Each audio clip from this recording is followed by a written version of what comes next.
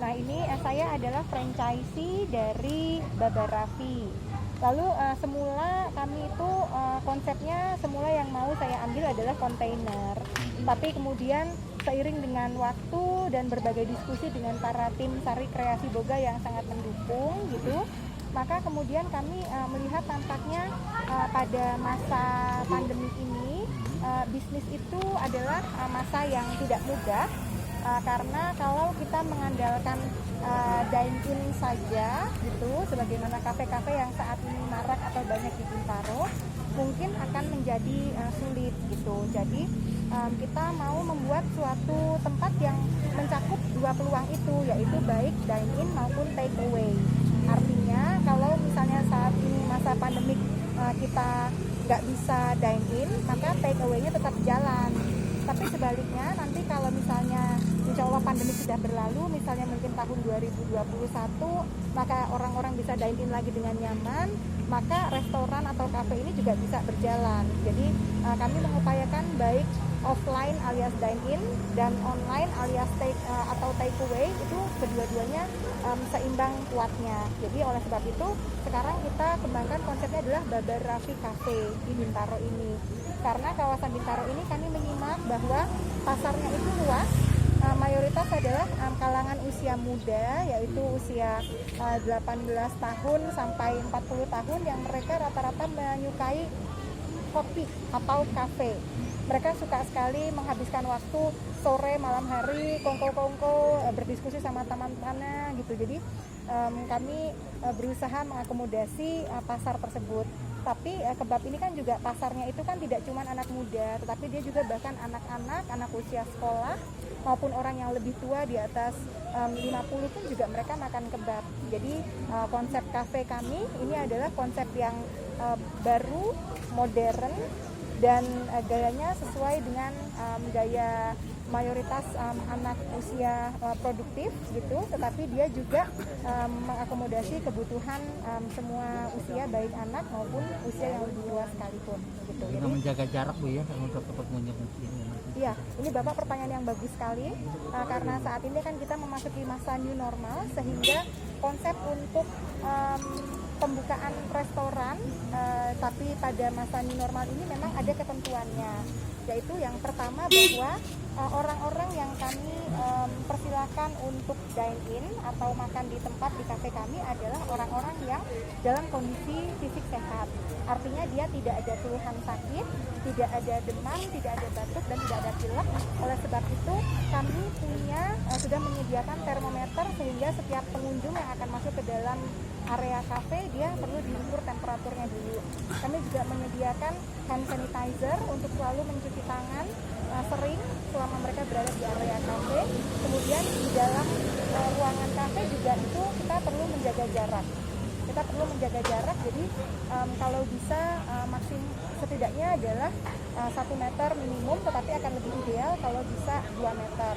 Dan kafe kami ini ventilasinya baik, jadi kami juga mengupayakan kafe ini ventilasinya baik sehingga tidak terjadi masalah risiko penyebaran yang besar.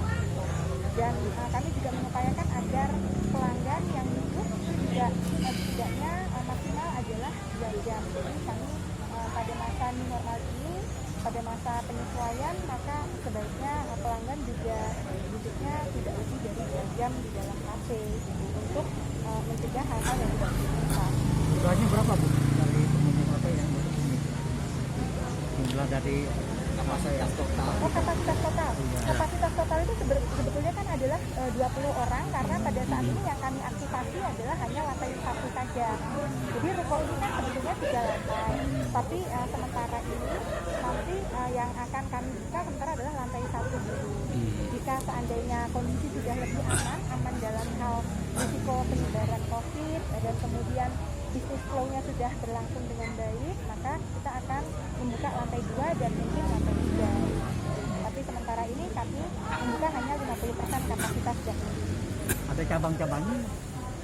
saat ini baru Baba Raffi Cafe yang pertama, tapi tentu kami akan melihat peluang. Kalau peluangnya ada dan dapat disesuaikan dengan masa new normal ini, maka tentu ada selalu peluang dan kemungkinan untuk kami membuka di cabang lain.